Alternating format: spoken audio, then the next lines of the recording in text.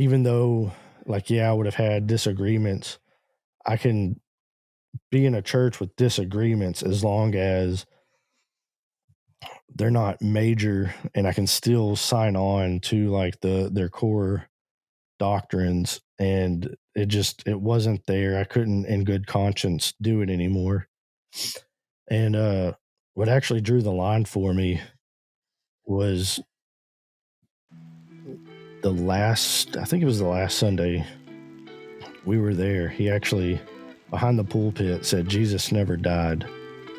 And I was like, what? Well, welcome to City Square Podcast, where we talk with everyday people about faith and work. My name is Micah. My guest this episode is Pleas Evans. He's a husband and father. He's a former youth pastor, now works in the cement industry. He and his wife have 2 children of their own, are also involved in fostering other kids. They have 2 dogs, 2 cats, a bunch of chickens. Sounds like you have a full house, a lot on your plate. So thanks for making time to talk to me. Oh, thank you for having me. I've done this with a couple people so far. We're going to start out with what I call Would You Rather High Church Cringe Edition. All right. So it's just, loosen you up. Start off with something that won't be controversial at all. So would you rather take communion from Pope Francis or Nadia Bowles-Weber? I honestly don't even know who the second person is, so I'm going to have to say Francis. Okay. It's probably a good choice. She's I don't know if she's a pastor anymore. She called herself a pastrix. She's like she's an ELCA, okay, Jezebel type, like real blatant with everything. Mm-hmm. So, likes being a shock jock. So, yeah. So you don't know her, and that's fine. That's actually fine. Would you rather sing Oceans or Good Good Father? Ooh. I'm going to have to go with Good Good Father. I'm more familiar with it. I don't really know Oceans too well. I've heard it, just not familiar with the lyrics that well. Now I know you're an LCM. You're in the LCMS, right? So would you rather listen to a sermon with no law or no gospel? Ooh. I would rather, I guess, no law. While it's important, the comfort of the gospel seems even more important. All right, I don't think you're cringing enough yet, so let's keep going. Would you rather have high liturgy with no communion or a contemporary service with communion? Contemporary with communion, with correct communion. Yes, the only communion. Okay, would you rather hear someone pray to Daddy God or sing about a sloppy wet kiss? Ooh. I guess sing sloppy wet kiss just because being in prayer and saying Daddy God is just, I don't know, that's too cringe for me.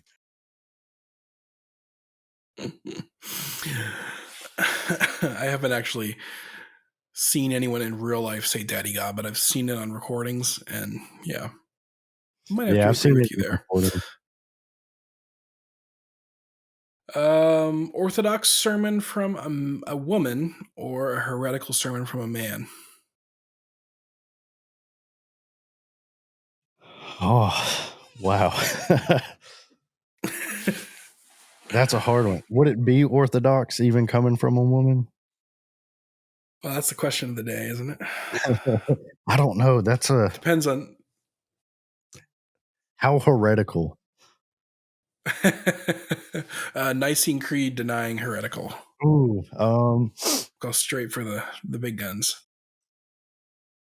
man, I guess if I like absolutely had to pick one, I guess the Orthodox female. I as much as I wouldn't like either one, I would have to pick that one because at least I would be getting truth.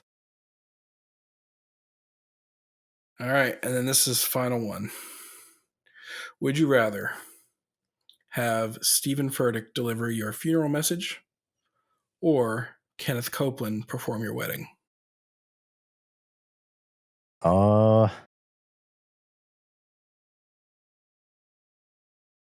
I'm already married, so I'm gonna have to say Furtick at my funeral.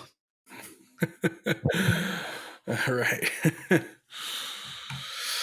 So yeah, that's been Would You Rather High Church Cringe Edition. I've tested that out on a priest in the Anglican tradition and a couple different LCMS boys. So it's gone well so far.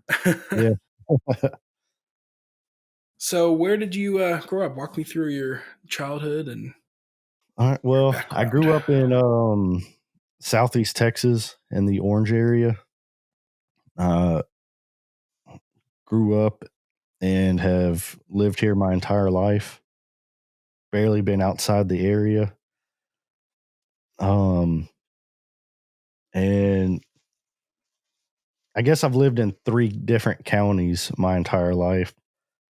I was born in Jefferson County, but then moved to Orange County and lived in Orange County up until I was 27, I think.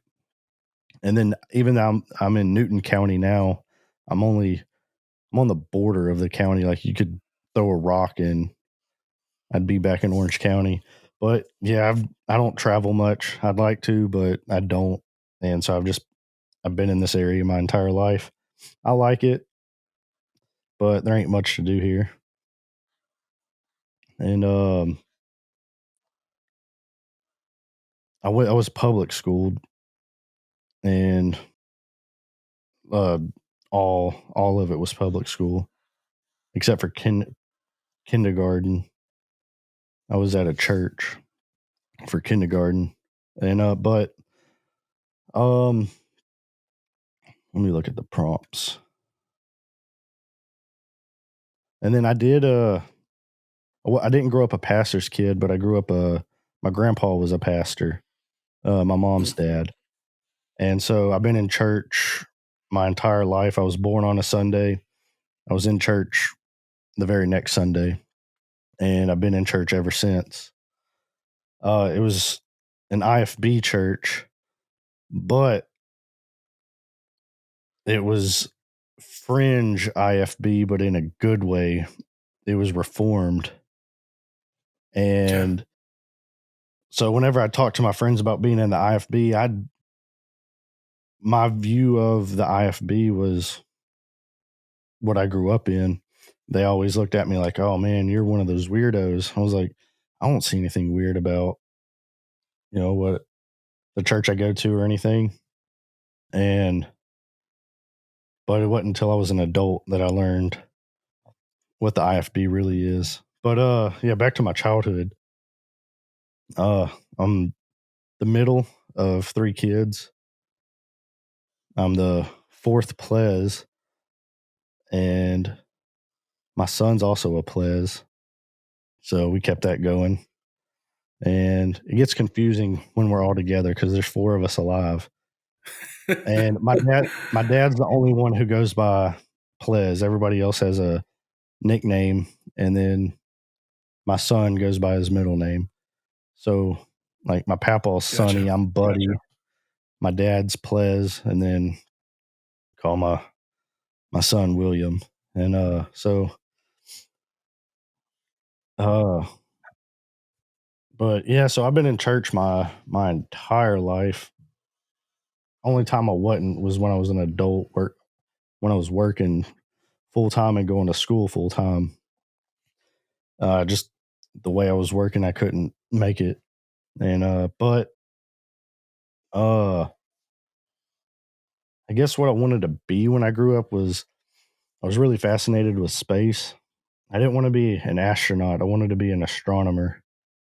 I've always Hmm. liked telescopes and don't have one now, but had one as a kid, and I always liked looking up in the stars and everything. It always fascinated me. Okay, so that's a very interesting name that you've got. I've never seen it before. Do you know the origin of the name? I don't know the origin. The only story we have for my name is that the first one, his name was originally Arthur Pleas Evans, and his initial spelled out ape, and everybody started calling him ape, and he hated it. So he legally had his name changed to Ples Arthur Evans before my papaw was born. And Ples just stuck as the first name for the firstborn son. And I have no clue where it came Hmm. from. I've never met another Ples, but I've met a couple people who have. It's been rare, maybe just one or two, and but I've never personally met anybody outside my family named Ples. Gotcha. Yeah, I wasn't. I saw your name on Facebook, and I wasn't sure if it was like an online, like anonymous kind of Yeah, name. Which I've done that before on like a different Facebook profile. Like I just adapted my name to be something a little less I personally identifying. yeah, Um, so yeah, that's fascinating. Um, so you're the fourth or the fifth with that name, then, huh? yeah. I'm the fourth, and then my son's the fifth. Gotcha. I think that's really interesting. I love that. I wanted to name my son after myself, but my wife doesn't like my name for anybody else apparently. So, well, we also have uh, in her extended family, there's like three other Micahs, Oh, okay. and I think like two of them are girls and two of them are boys, and they were all born after she married me. So I'm like, I don't know if they picked it because they knew me, if Yeah. I should feel honored. But Yeah. With when my wife was pregnant with my son, the ultrasound technician actually told us that we were going to have a girl, and so we had hmm, the a girl's name picked out. And then when he was born, I already knew I wanted to continue the the Ples tradition on, and she actually was trying to get me to at least put it as the middle name, and I was like, "No, I'm putting my foot down. His first name is gonna be Ples. No ifs, ands, or buts about it. I like my name, and we're sticking with it." I've got a buddy who his parents misspelled his name, I think, or maybe it Yeah. was grandparents. It goes back a little ways, but they misspelled Isaac. Oh, okay. Um, but now that's a family tradition to have just a little bit like I think it's two S's instead of two A's or something like that. Mhm.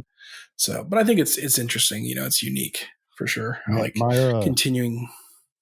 my mom's dad, the pastor that I grew up under, they misspelled his name, and his name's Carol, and the male way to spell it, if I'm not mistaken, is 2 L's at the end, Hmm, and they only did 1 L at the end of it, and so he had a misspelled name as well. gotcha. I I was gonna say something about good old Southern boys with like interesting names, but I don't want to be offensive to anybody. if if we're watching this, if you're watching this and you're a good old Southern boy with a misspelled name, we're just thankful you're watching. So don't take it Yeah. personally. Um, so were you ever like teased or made fun of for having such a unique name? Oh, yeah. I've been called stuff I don't wanna repeat on here. Yeah, yeah. Uh, I've also been called pretty much anything under the sun. I've had people think I was French and pronounce my name Plie. Uh, with the spelling, the most common is please, and my wife's Paw called me Trey for the longest time, and that was probably Hmm. the most off I've ever been called. But uh, but yeah, like I've definitely been made fun of, and the ones that was made fun of, I'm not going to repeat just because it was bad. Yeah, I could see the please. I'm sure kids love, making clever jokes about please or something like Yes, that. I've even my had people. Go ahead. I was gonna say my maternal grandmother was very worried about her kids having nicknames. So she gave them nicknames she thought that, no one could ever make a disparaging nickname about. And, kids are kids. They came up with something in Yeah, about 5 seconds. and Yeah. oh, what was I going to say? I don't remember. It wasn't important though. It had to do with my name, I think. But oh, I remember. I've even had. I went to go get my hair cut, and I did the sign in thing, and they didn't even attempt to say my name. They just completely skipped over me. And a friend of mine who actually happened to walk in about 20 minutes after me, they called his name, and I was like, dude, been here for like 20 minutes longer than you, and they've never said my name. And with my name, you kind of learn to listen out for stuff that may or may not be close, but like close enough. And I never heard any of that. And like, so like they just completely skipped over me. And I was like, man, didn't even have the courtesy to say the wrong name to make sure I was still here. They didn't even try. They just ignored you. Yeah. So no lasting bitterness from that, I guess. No, I mean, I understand it's different. So I don't hold it against nobody. Yeah. So you mentioned that you were public schooled. What Yeah. where'd you fall in the social hierarchy of, rural? Is it pretty rural where you are? Yeah. Small? I only graduated with like 95 people. And there was probably like in the entire district, there was probably there's about 400 kids per campus, Hmm. and so roughly 100 kids per grade. And where my son's at right now, he actually only has like 40 kids in his class, and it's public school. But yeah, so as far as where I fell, since it was so small, we all pretty much knew each other and talked to each other. But I Hmm. was definitely the nerd. Wasn't really into sports, and I liked playing RPGs growing up. Oh yeah. So yeah, I was a big old nerd. Uh, So even as a reformed or independent fundamental Baptist, but of a slight reformed variety, yeah, were you allowed to play like Dungeons and Dragons, or was it video games? I've never played Dungeons and Dragons. I've wanted to get Okay. into it, but I know my personality, and I would get way too obsessed with it, and it would just consume every second of my life. So I've just stayed away from it. But yeah, I was allowed to play like RuneScape, World Okay. of Warcraft, the Elder Scrolls series, and stuff like that. Nice. That's awesome. Yeah. It, So go ahead. oh, were you a big reader at all, or what did you mainly I actually didn't go start reading towards? until after I graduated high school. I, Okay. I hated it until probably my sophomore year of college. And I started reading because I had like a 4 hour gap in between my classes and I was just looking for something to do. Hmm. What did you study in college? Instrumentation, which is Okay, like a step down from electrical engineer. gotcha. Okay. So was that something you were looking to go into as a career then? Uh, yeah, because where I'm from, you're either an operator in a chemical plant, uh, Hmm. an instrument guy in a chemical plant, you're a nurse or you're an accountant or you're a school teacher. And so I did the instrumentation because it would, if I couldn't find a job as an instrument tech, I could still get jobs as an operator. Whereas if I would have went to school for an operator, I'd only be able to apply for operator positions. And so it just, for that, it would just made the what I was able to apply for broader. Wasn't Hmm. I do like electrical stuff, and I learned a lot while I was in it, but it never was something that was just like, oh yeah, this is what I want to do for the rest of my life type of excitement. It What I wasn't really wanted to go for was like music production, and I just never did it. so you went from astronomer, dreaming about being an astronomer as a kid to oh, I don't know, settling. You made a seem like a smart decision with your college training. Yeah, Um, so where did you end up then working out of college? I was actually a machinist for about 8 years, somewhere in there, about 7 or 8 years, Hmm. and I worked on CNC. I programmed them after I learned how to program them after a couple of years and started programming later on. And uh, and then from there, that's when my brother in law worked at the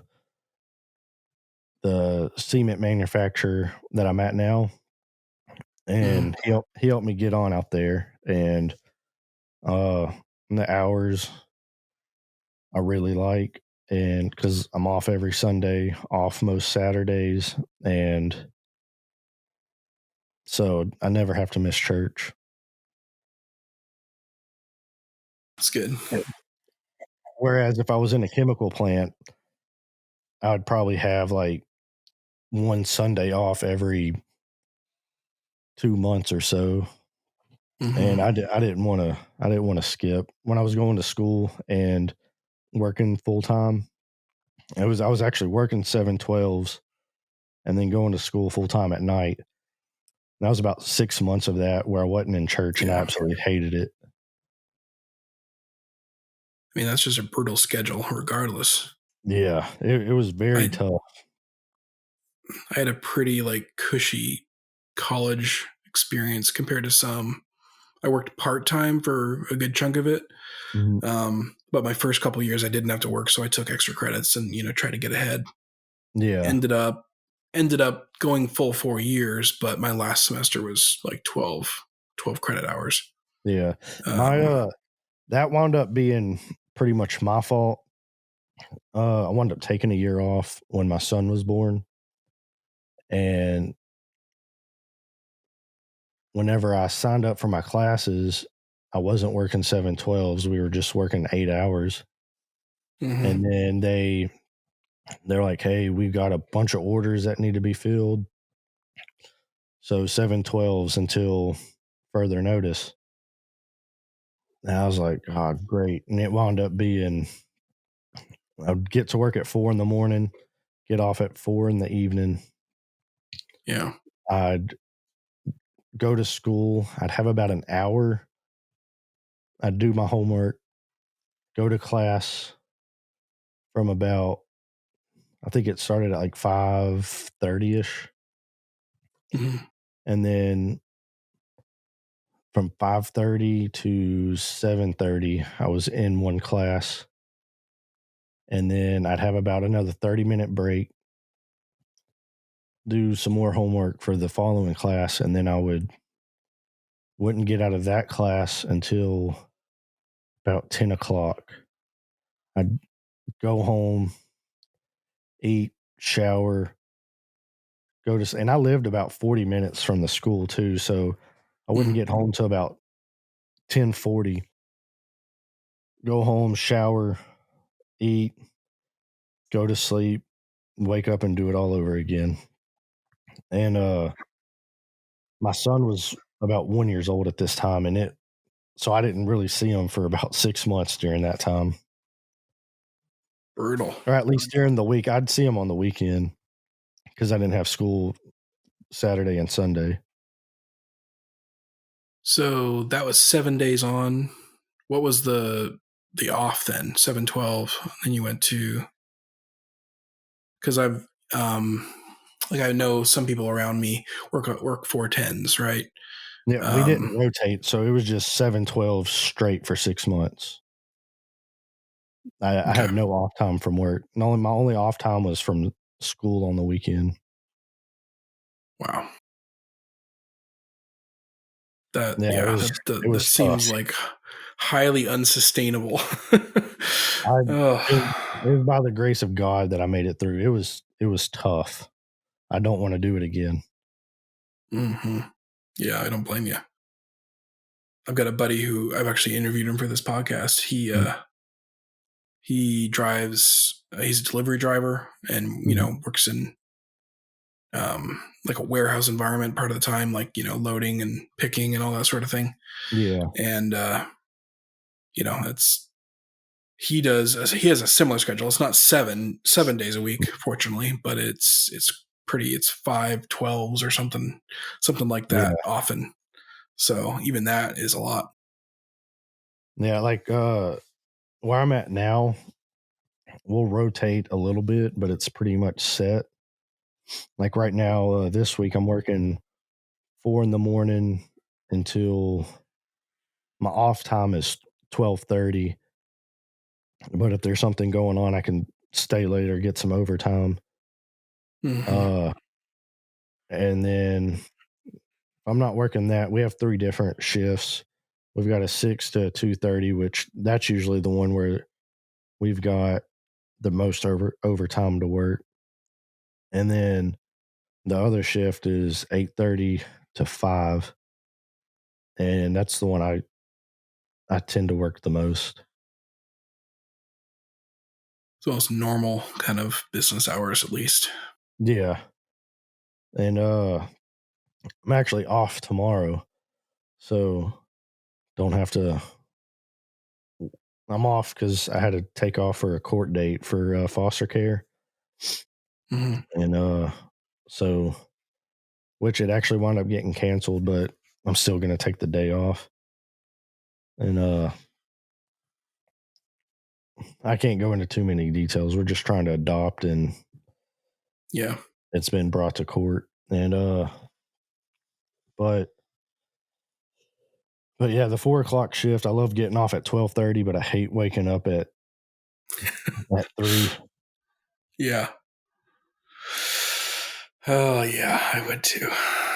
When I first got out of college and started working my first like real job, um, my shift was 10 o'clock. Yeah, 10 a.m. to 6:30, and had that for about a year or so, and Yeah. then I liked that. That worked for me. We didn't have kids. It was my wife's work was a little earlier than mine, but it Mhm. matched up okay. It was Yeah. nice to sleep in and relax, and you know, and then I did like 7 years of like 6 a.m. to 4 or whatever it was. Yeah. So got used to the other side commuting, but now I'm full time from home. So Oh, um, yeah, I've sounds got the fun. got the real cushy job now. So you mentioned fostering. How long y'all been fostering kids? We're actually only coming up on a year. Okay. That we've been licensed. We got our first placement in May of last year, and we got our second placement only about a week after that, and then we're still on those same two kids, and uh,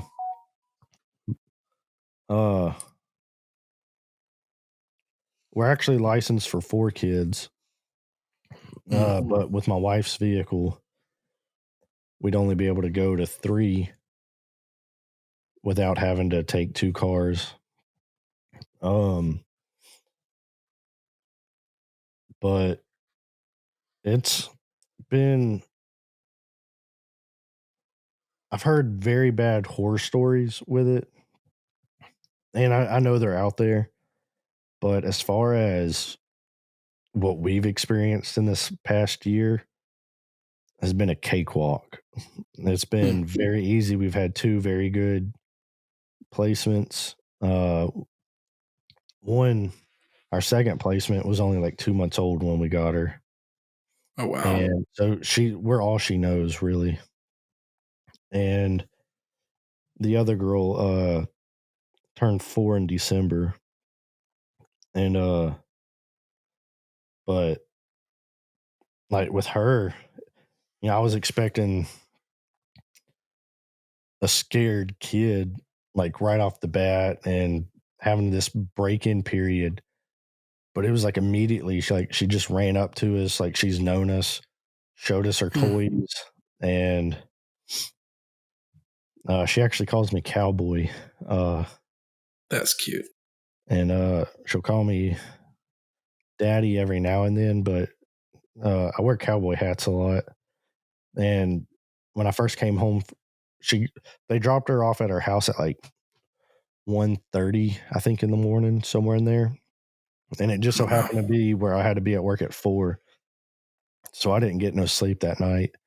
But uh, when I came home, I had my cowboy hat on, and then she ran to the doors like, "Look, there's a cowboy," and I've been cowboy ever since. That's precious. That's awesome. So, you said you can't really share a lot of details, obviously, Mhm. because I know my sister-in-law and their family, they foster as well. So I know that there's some legal things you have to consider. Mhm. Are you guys trying to foster to adopt? Is that in the cards for you, or are you? Yes, Um, we are licensed to adopt, and with the 4-year-old, uh, we're she is in the adoption phase, but someone has stepped up, and now we're just trying to work that out. sure, Um, 90 because yeah, reunification is always the goal, right? Or with foster yeah, care most of the time. but, uh, with who has stepped up, while I don't know anything about this person, what's been presented in court, we our caseworker, the lawyers, they're like 99% positive from the experience that they have that it'll come out in our favor. Mhm. But but if it's in the Lord's will, it could go the other way. And Sure. and honestly, after it's been almost a year now. I guess we're still in January, but uh but in May she'll be with us have been with us a year. And if she left, I've never lost a child due to death, but if either one of them went back to their family, I would imagine it would feel like losing a child to death, and Hmm.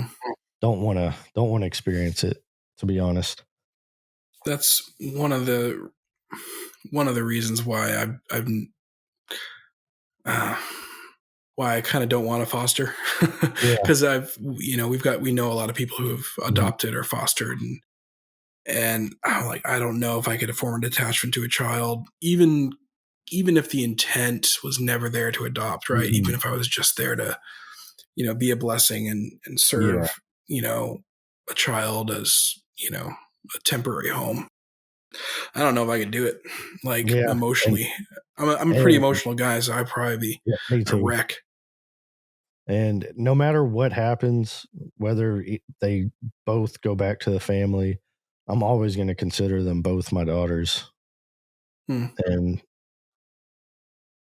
I never refer to them as not. So I just, I'll always be wondering and praying about them.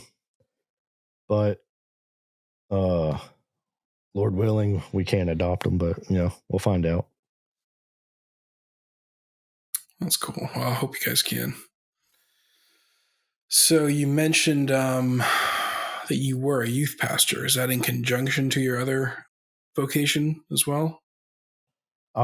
It was, yeah, I was just a part time, barely paid.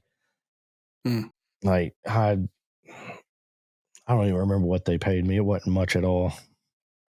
Uh, Doing the Lord's work, brother. yeah. Like, and when I say it wasn't much at all, I think it was only like I don't remember. I would have been if it was the only income I had. I would have been like extreme poverty. I wouldn't be able to afford like a cell phone bill. If Yeah. like if that was my only bill, I wouldn't have been able to afford it. It wasn't much at all. But that's not why I signed up for it. But yeah, so how I got into it was that was actually with the UMC. So I grew up I guess I need to work up to that. Uh Yeah. so I grew up in the like a reformedish IFB type church. Hmm. And when I turned 17, or not when I turned 17, but when I was, my grandpa retired and the church essentially just shut down because it was at this point was a really small church. People had just Yeah. moved on, and so when he retired, there's nobody to step up, so it just shut down. And so I started going to church with some of my friends. And looking back, I should have joined the same church that my parents did, but I was 17 and I wanted to hang out with my friends, so started Yeah. going to a Southern Baptist church that they were going to. And I was in that church from the time I was 17 to when I met my wife when I was 21. And it was in the Southern Baptist church. I guess I need to go back to the under my grandpa. I was baptized when I was 10, but I only wanted to be baptized so I could partake in communion. And I knew all the right answers. And Hmm. he didn't do altar calls like your typical IFB church or other mainline evangelical churches. There was none of that, but I went up to him after church one day. We would eat lunch with him every Sunday after church and talk to him. And I was like, Grandpa, I want to be baptized. And so he asked me a whole bunch of questions. And while I'm not smart, I was smart enough to know the answers to get what I wanted out of it. And so I was baptized like a month later.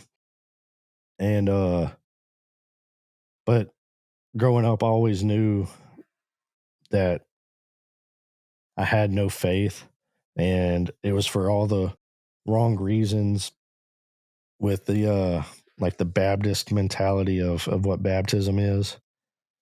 And so when I started going to that Southern Baptist church, that and I know the Lord was working on me even as a kid under my grandpa, but it wasn't until this church that I really took notice of it. Mhm. And so, being a Baptist church, I had to get baptized again. And so, it was the product of a double baptism. I was baptized at 19 again. And, and then, so continued on in that church. I did a lot of stuff. I played the guitar for them. I did the AV stuff. And while it wasn't a mega church, it was big compared to what I grew up to. And Mhm. so it had a lot of fancier stuff. And I learned a lot about AV and stuff in there. But when I was 21, met my wife. We got married real quick and started going to the church with her. And it was United Methodist. And I was actually there for like 4 years before they were like, "Hey, we just noticed you're not a member." I was like, "Huh, okay." And so I just, How about that? yeah, I was like, I like joined the next Sunday, and I never even realized it that I had never technically joined, but but the youth pastor they had wound up leaving, and they asked me if I wanted to do it, and this would have been around the time frame that I was actually working all that amount of time and wasn't able to go to church for like 6 months.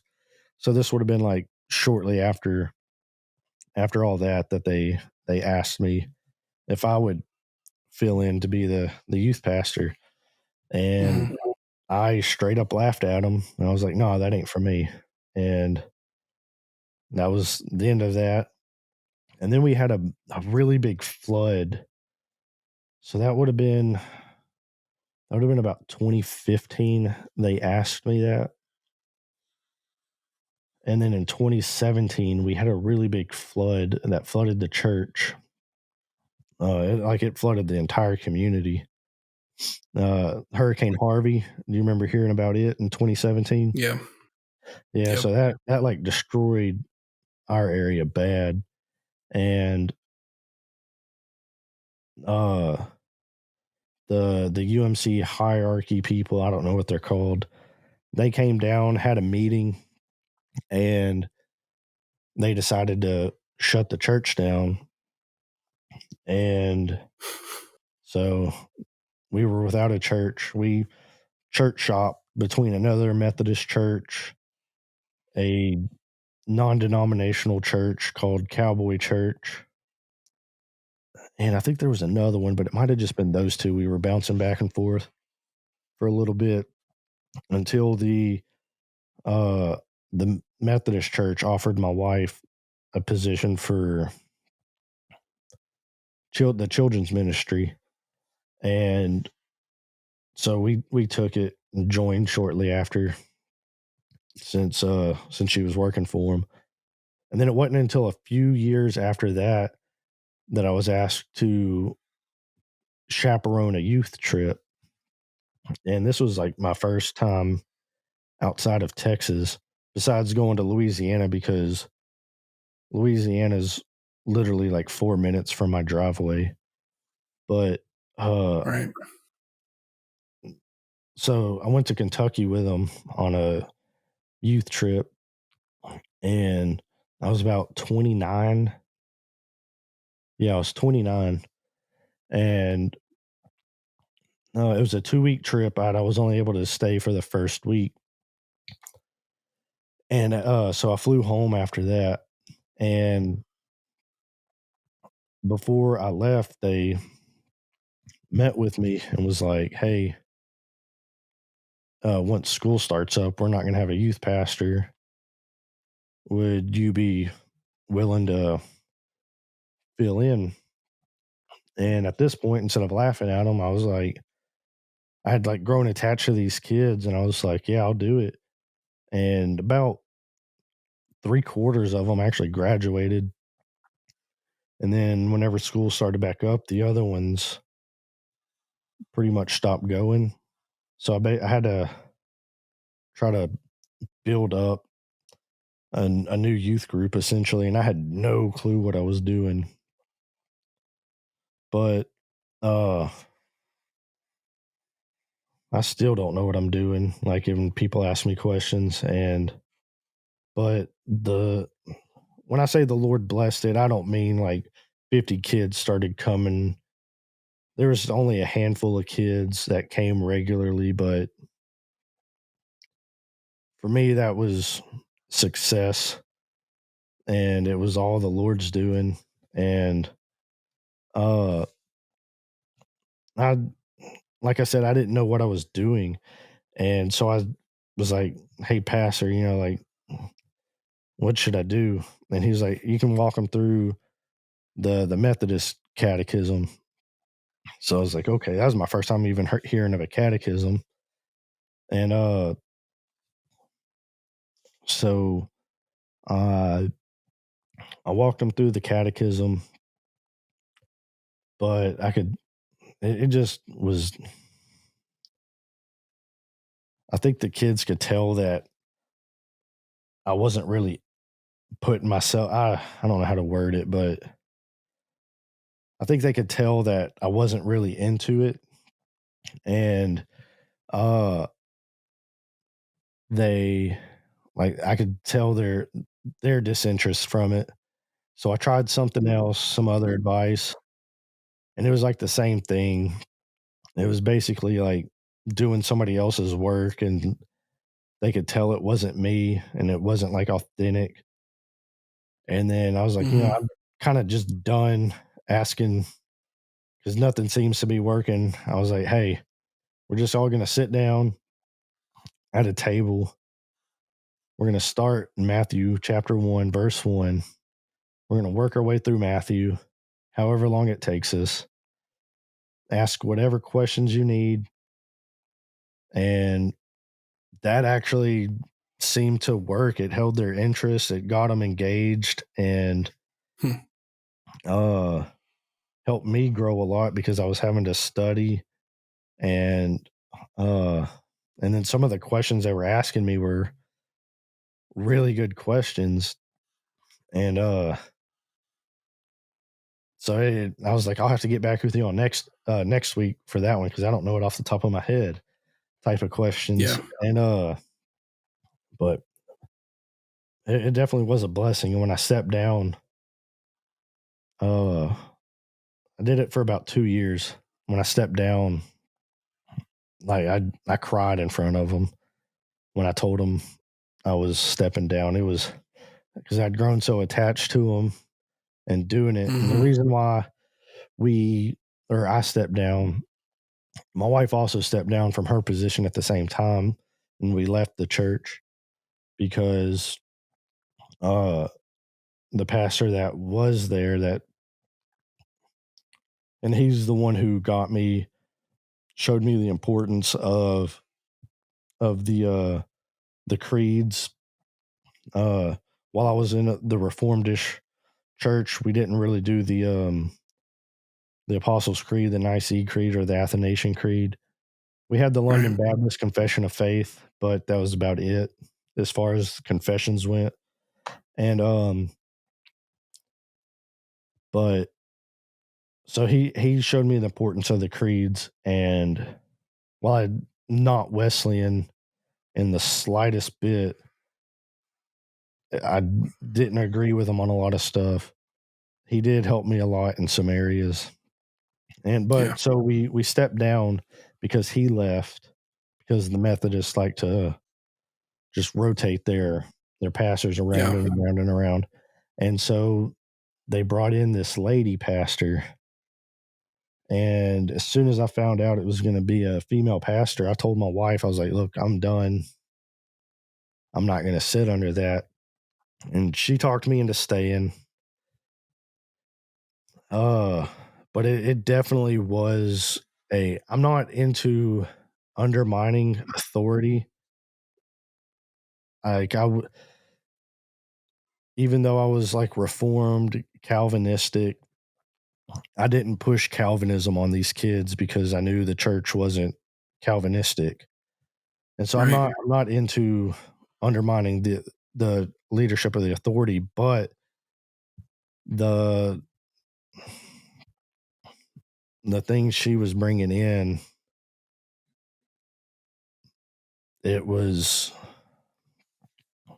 very liberal type theology, and going as far as calling Gandhi and Buddha spiritual brothers in Christ. And Yeesh. so I straight up told the kids, I was like, don't listen to her. I was like, I hate telling y'all this, but don't. I was like, if y'all don't want to listen to me, that's fine, but don't listen to her. And so like I was trying to keep an orthodox like faith for the kids, even though that wasn't really what was being presented from the quote unquote pastor. And it eventually got to the point where I mentally checked out, and like on Sunday mornings I did the AV stuff, and I was mentally checked out. I was just there pushing those buttons. I was taking notes of like, wow, did she really just say that? And like I was writing a lot of notes, but like I was mentally checked out. And eventually she actually treated me with a lot of respect. She was a very nice lady. She was just so off theologically. And Yeah. but she was like really nice towards me, but she treated my wife like garbage. And my wife eventually had enough of it and we left. And that is where I learned what the IFB really was. Oh no. I decided I was starting to question whether or not I was even Baptist anymore, but I really wanted to be Baptist still. So I start looking for Baptist churches, and I find an independent Baptist church. I was like, awesome, this is going to be like what I grew up with. And it was the further. Now, the people there were extremely nice. I have nothing ill to say towards any of them's personality. Yeah. They actually did a lot for us. My wife had to have a major surgery, and we weren't even members yet. And they like stepped up and helped us out tremendously. And we weren't even members, but theologically, they were just all over the place, inconsistent, and borderline cultish when it came to the King James, which the Baptist church I grew up in was King James only, but not cultish. And so I still have like a great admiration and love for the King James. But here the arguments for it reminded me a lot of the defense of the Latin Mass. And they would bring in like numerology too, of just like pulling numbers out of a hat. And it's like, okay, if you're doing that, like pulling a random number, why can't I pull a random number for the ESV or whatever and make it work out in your math? But there was a lot of, even though they were Baptist, there was a lot of Wesleyan influence. Yeah. There was a lot of charismatic influence.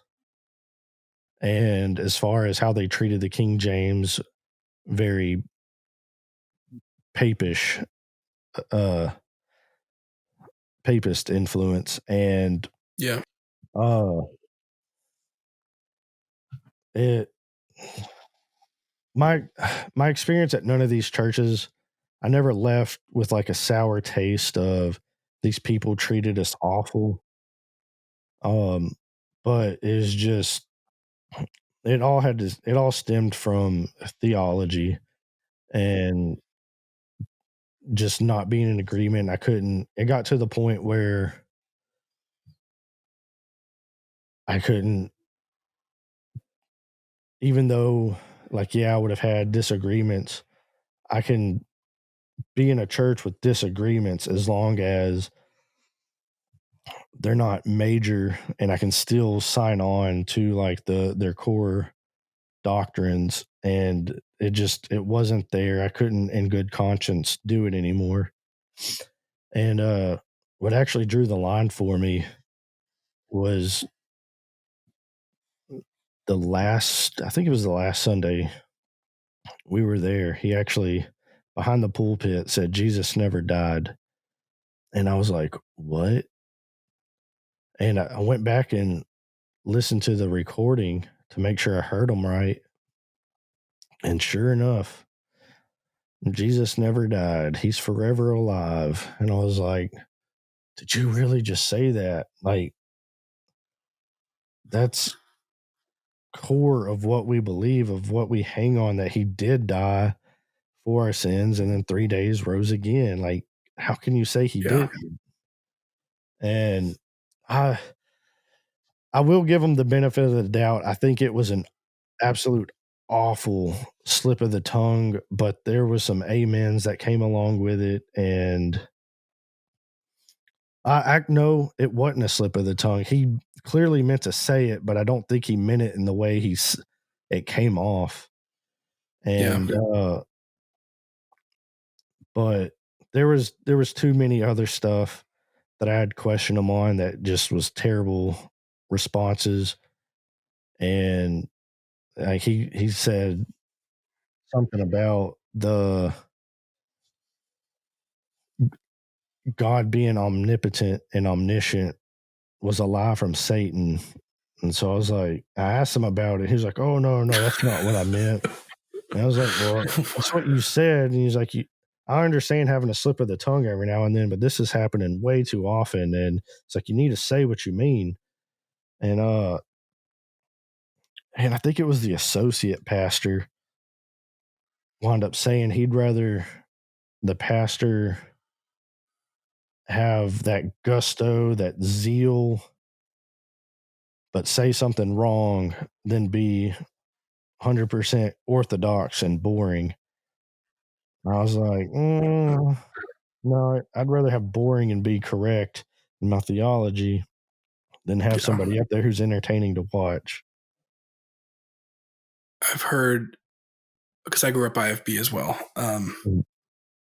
And I've heard one statement that I think describes a lot of them pretty well, is like, they may not be correct, but they were never in doubt.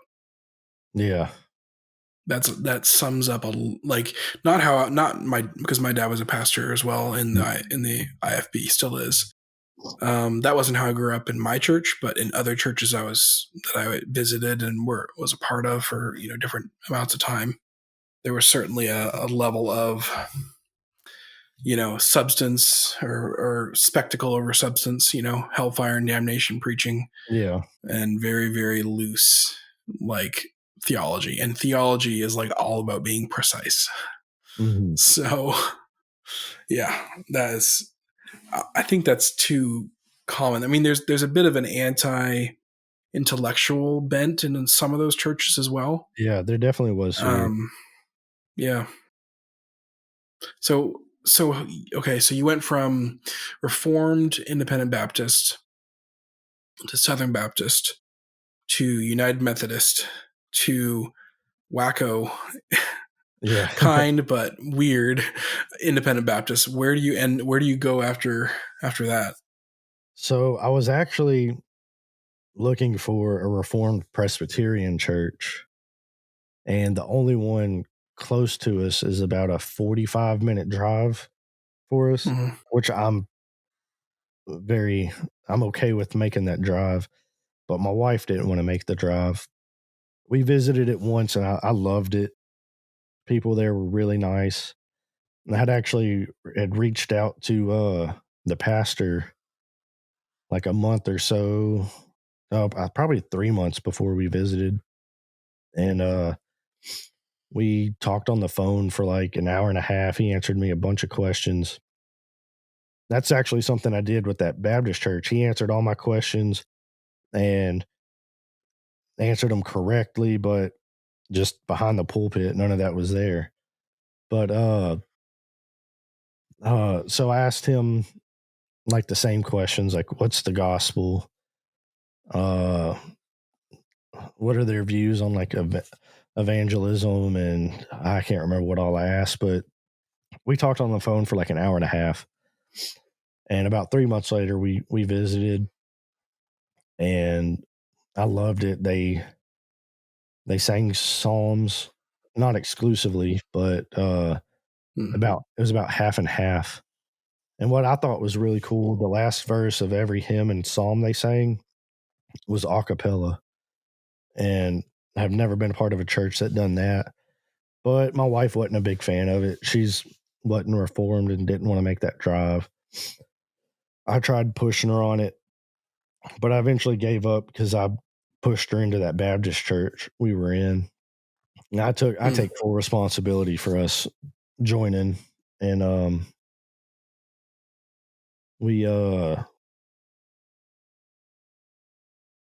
I knew I didn't want to go back United Methodist. I never considered myself a Wesleyan in any sense. Yeah.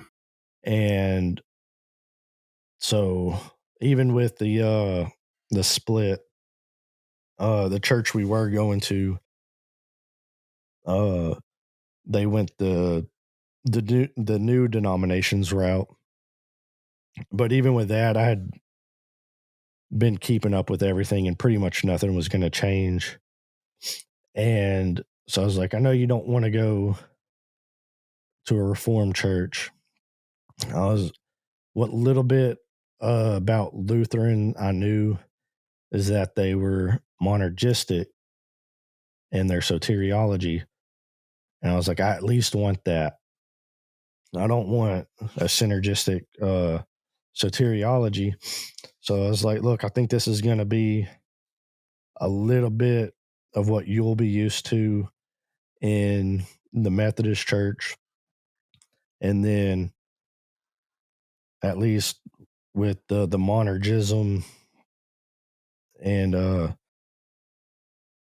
the the way they hold scripture, was like, I think it'll be close enough to reformed for us to have a good compromise. Hmm. And it's I think there's only two LCMS churches around me. One again is about 45 minutes away. The other one is a small one, and it's about 10 minutes away from where we live. So I was like, that was closer to where we were going to that Baptist church anyway. So I was like, we can at least try it out. So I reached out to him too, and they're at tech. We're technically without a pastor. The guy from Beaumont who pastors over there comes and does the service for us. So Mm. when I reached out, I talked to the elder and not the pastor, and he answered all my questions. I was like I know next to nothing about Lutheranism, so you're going to have to explain some stuff to me. We Yeah. talked about communion, and we talked about baptism. And at the time, I was like, no, I'm not really on board for that, but I'm gonna go visit. And I think me and him talked on the phone for about an hour, hour and a half, something like that. And whenever we were talking about communion, he was like, look, since you said you're not Lutheran, you won't be able to, we do communion weekly and you won't be able to partake in it. And I was like, that's fine. Don't bother me any. And I don't know if it was hard for him to tell me that because we're a small church. Like my family is a family of six. He knew that from talking. And when we showed up, it probably pushed us to about 30 people max. And Mm-hmm. on average, maybe like 22, 23. And uh, so whenever we showed up and I saw how small it was, I couldn't help but think like this was probably, at least in some way, hard for him to tell me I can't partake in communion with the a potential risk of me being like, "Oh no, I'm going to be offended and I'm not going to show up now because I can't partake in communion with y'all." And so like that, I don't know if that was the case, but at least in my mind, that's how I saw it for him, and it made me have a huge amount of respect for him to be like no, we're sticking to our doctrines. Uh, if if you can't say amen to it, then so be it. Uh, we'll say, uh, peace be with y'all, and y'all can find another church. And so that to me, I got a lot of respect for him out of that. And uh, we've been going there since uh, when did we start? Beginning of September. The first Sunday of September was our first Okay. service. So September of 2022. And So you're brand new. I'm brand new. We're still not even confirmed in yet. We're working on it, Mm-hmm. but I I have a whole bunch of questions for them. They're very patient with me. Um, they're very kind about everything. And our first service, my wife, or no, it was two of the girls were sick, and so it was just me. My wife stayed home with them, and then my son and one of the other girls went with me to try it out. And after service was done, that was our first time being in a sung liturgy. And it was, I guess, still technically considered low church, but from what we were used to was very high church.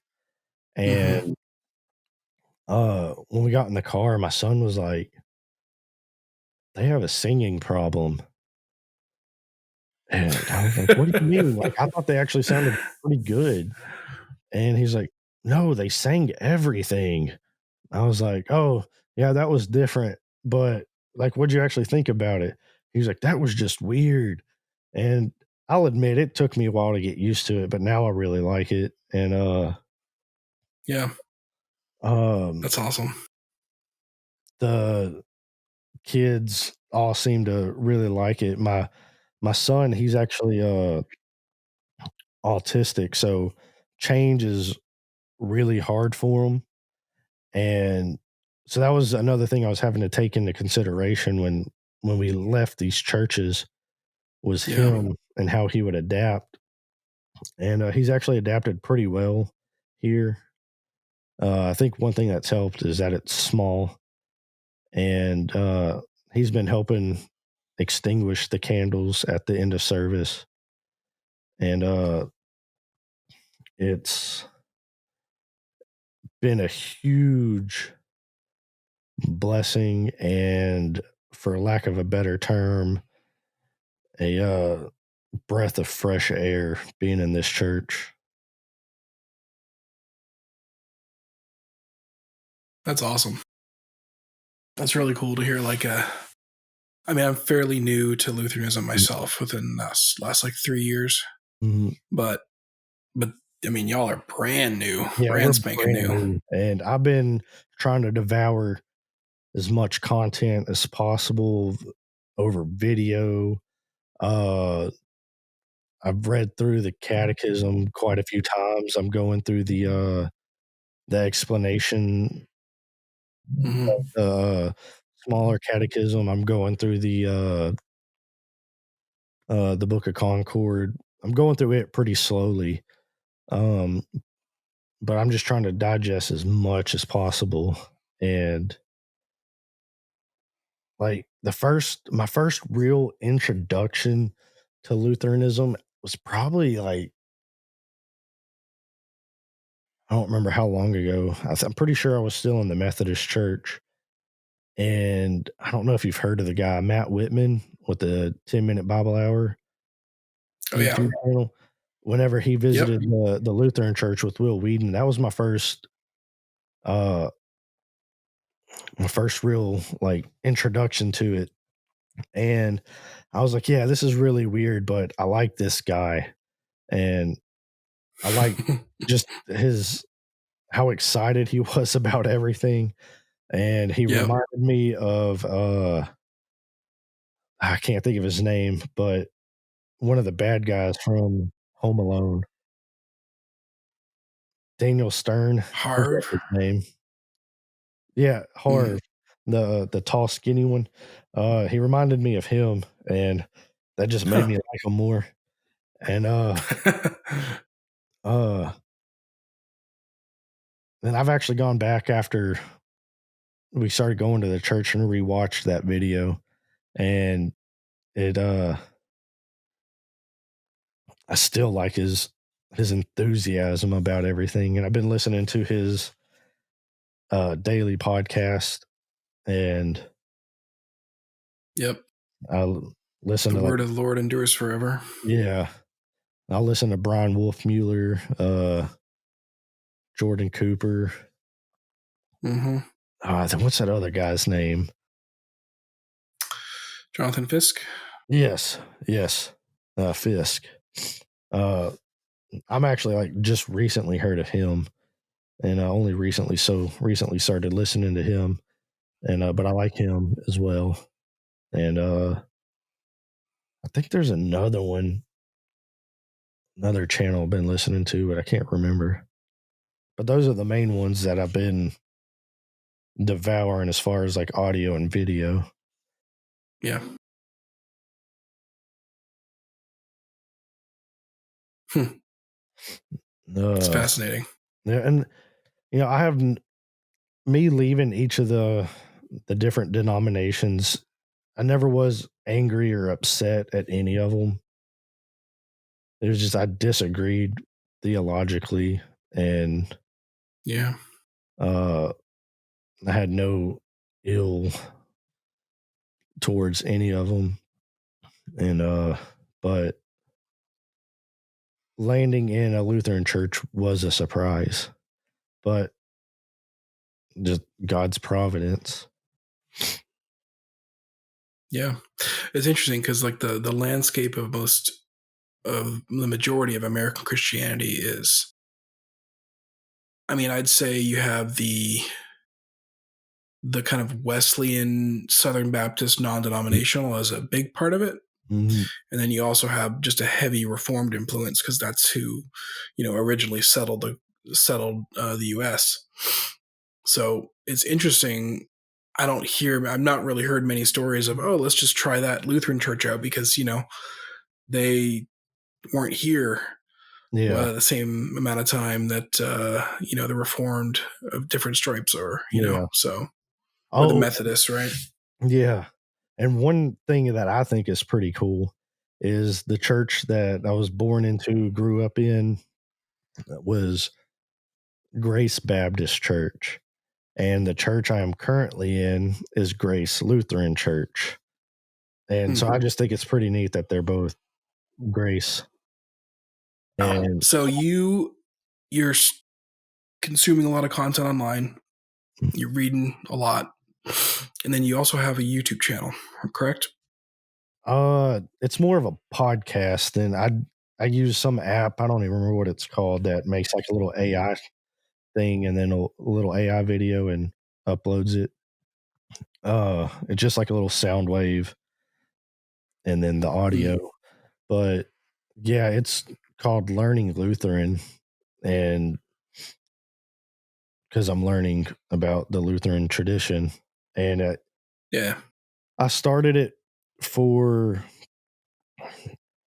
myself, really, just to get me talking about it. That it helps me learn by Mhm. talking it out and actually thinking about it. I didn't want to go into it just like, yes, I'm going to say amen to these doctrines and then have no idea what I'm even saying amen to. And Right. so it's helped me. Uh, I haven't been very consistent with uploading and recording. Just with the foster care and stuff, I don't have as much time as I want to. Uh, Sometimes I think I uploaded my first episode in November of last year, and uh, it's just been like a hit or miss if I can get something recorded and put out. Yeah. For ours, we're doing this in our spare time too. Me and my co-host John, um, both have other Mm. gigs and stuff that we Yeah, do. And for people listening or watching, we're recording this. It's now 10 p.m. at night, so we're squeezing this in where we can. When yeah, you have a side gig that you're not getting paid for. But that's really what we wanted to do as well. We enjoyed this sort of thing and talking with people, and you know how to finding out how people got from point A to point B, yeah, right? And I was always very interested in that, people's testimonies for, if you want to use the Christianese term.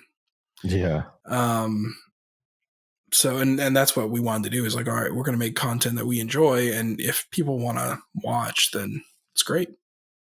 But that's not the real reason that we're doing it. We wanted to do yeah, something creative and interesting, and and hopefully have an audience for it. But yeah, it's not like we're planning on being Joe Rogan or yeah. any of Uh, those guys. yeah, So and I don't do any type of promotion of mine at all, but yeah. somehow I've gotten a download on every continent, and granted, Oh my wow. numbers aren't like Joe Rogan's, but I'm with no advertisement, I'm very pleased with what I'm seeing, and but that's not why I'm doing it, so even if I was getting nothing, I'd still be doing it, and, Yeah. the the last episode I did, or I think it released last week, I, interviewed one of my friends that was still at the UMC church we had left, and which is now Mm. GMC. But I just had him walk through like Okay. the split, because by the time they actually started splitting, we had already left, because I it was looking like nobody even knew what was going on, and uh, but had him walk through it, and then at the end of it, which we also rambled and ranted down some rabbit trails, but at the end of it, I tried to go about some things in like a from a Lutheran perspective to try to get Hmm. my brain working in that type of thought. And it was a fun episode to record with him. That's cool. I'll have to check that out, and we'll leave a link to your channel um, in the description of this one when it airs. So All right. I think that'll be cool. So let's see. I've thoroughly enjoyed this, for the record. I do have a lightning round for you. All right. What are you reading right now? I am currently reading I'm in the apology of of Augsburg, Mm, uh within the Book of Concord right now. I am reading Martin Luther's Letters of Spiritual Counsel. Uh and then I'm studying through Galatians right now while using Martin Luther's commentary on Galatians. okay, I've heard that's like, I haven't read it myself, but I've heard that's amazing. Like one of his Oh, best works. yeah, I just started it and it's really good. There's I need to pick that A up. lot of good stuff. I have the copy from 1517, and that's probably the coolest cover of any book I own. He's like in a boxing ring. Oh, okay. I've got the Reader's Edition of the Book of Concord right over there Yeah. on my shelf. So let's see. You've been IFB, United Methodist, General Methodist, or GMC, whatever that's known as now. Well, we left before that was even Okay. about. And then you went back to IFB, Mm-hmm. visited a Presbyterian church. So you've been around kind of the spectrum, right, of traditional. Yes. Some traditional, some more traditional. So how many Bible versions have you used then, would you say? I've used a bunch. And which ones? All the main ones, NIV, started using it whenever I went to the Southern Baptist Church. And then the New King James as well. I like having whatever the pastor's using. So the pastor had the New King James. So Sunday mornings I would have the New King James. Youth group I would have the NIV because that's what the youth pastor had. When we went to the First Methodist Church, I don't even remember what they used. I don't even really remember them. I think they just printed it all out and they weren't actually using a Bible. And I never saw the pastor actually have one. At the second, Red flag. yes, big major red flag. That was another reason. I honestly disliked that church a lot on a lot of levels, but I was also like still early on in Baptist mentality of since I was Baptist, I was greater. And so at the next Methodist church, he used the NLT when we first started going, switched to the CSB. And during this time, for personal use, I would use the ESV. I used the ESV as my personal study reading for about 10 years. And about 3 years ago, I switched. No, it's probably 2 years ago. I switched to the New American Standard.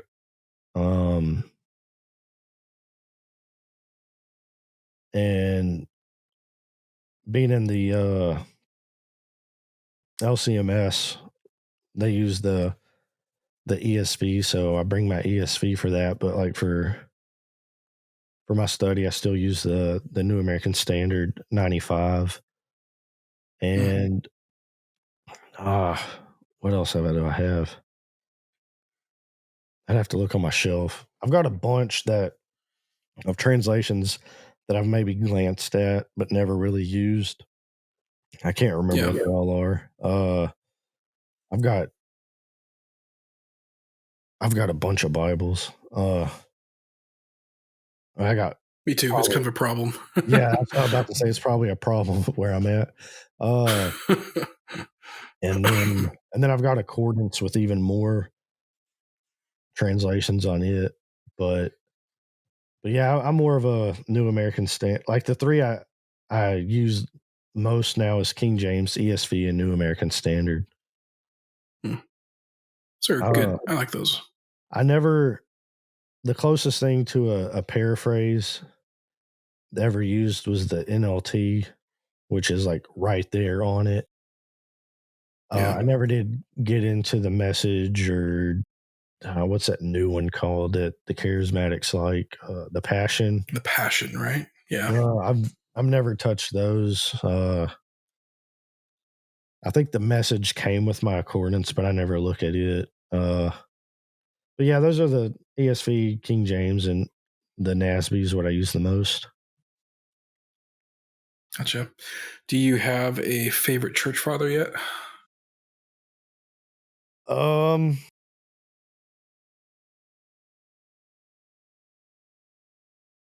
Probably Augustine, just because I've read more of him, but I'm still early on, so Hmm. it'll probably change.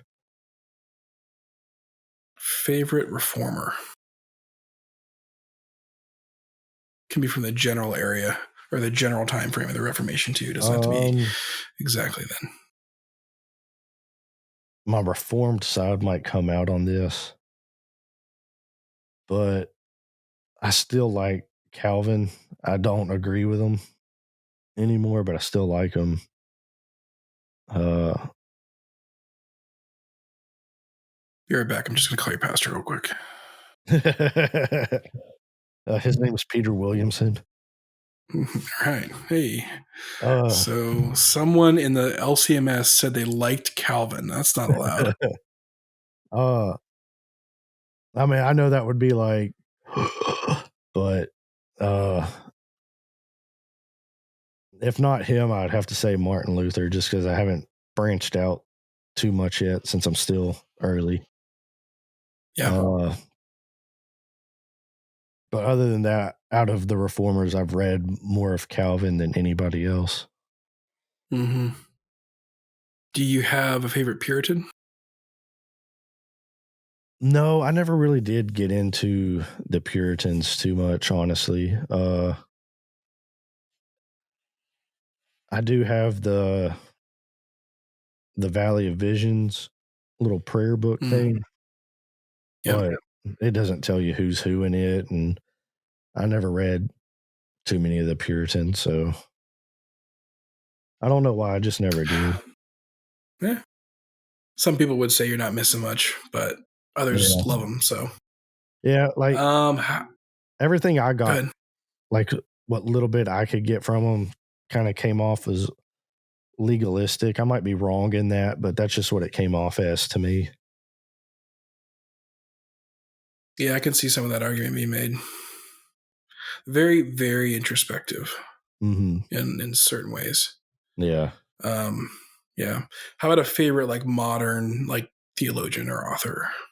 I really like Brian Wolfmueller for his how easy he can speak on a lay level, but still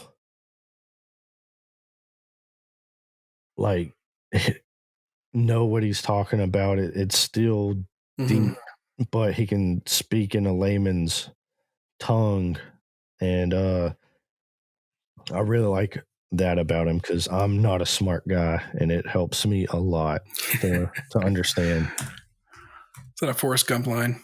Yes. Not a smart man, Jenny. All right, let's see here.